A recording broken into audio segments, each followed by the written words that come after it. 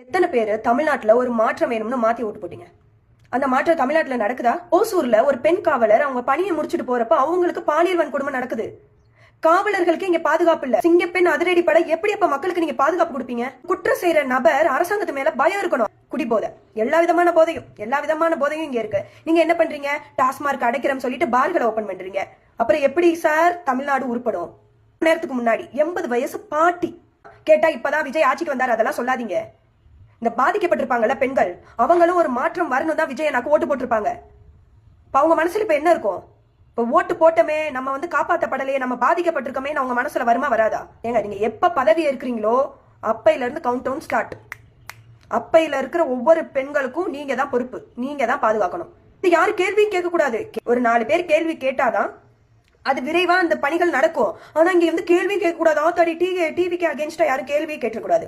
கேள்வி கேட்டா கெட்ட வார்த்தையில திட்ட வருவாங்க. பாட்டிலுக்கு 10 ரூபாய்னு பாட்டு பாடினா இப்ப பாட்டிலுக்கு 20 ரூபாய் 30 ரூபாய்னு இதுதான் உங்க அரசியலா? ஒவ்வொரு மணி நேரத்துல உங்களை தான் கொஸ்டின் கேட்கப்படும்.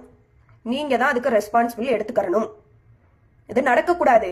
நீங்க உங்க அரசு மீது ஒரு பயம் வரணும். அதுக்கு என்ன பண்ணணுமோ அந்த நடவடிக்கை எடுக்கணும். பெண்களை தொட்டா ஒரு நாள் போதும் சரி, ஒரு வாரம் வச்சுக்கோங்க, ஒரு வாரம் விசாரிங்க. அவன் செஞ்சிருக்கான்னு அவன் ஒத்துக்கிட்டா அவனை சுட்டு தள்ளுங்கன்ற இந்த மாதிரி ஒரு ஆளு நாட்டுல இருந்து என்ன பண்ண போறான்? நீங்க அரெஸ்ட் பண்ணி வைப்பீங்களா? அப்புறம் சட்ட திட்டங்களை எல்லாம் படிச்சு அதுல என்ன ஓட்டை இருக்கோ அந்த ஓட்ட வழியா அவன் வெளியே வந்துருவானா? அப்புறம் என்னத்துக்கு நீங்க அரெஸ்ட் பண்ணணும்? உடனே தண்டனை கொடுங்க. பெண்களை தொட்டானா சுட்டு தள்ளுங்க. இந்த மாதிரி நாய்கள் நாட்டுல இருக்கணும்னு அவசியமே இல்லை. Thanks for watching. Please like, share, comment, subscribe to Subhasha Voice.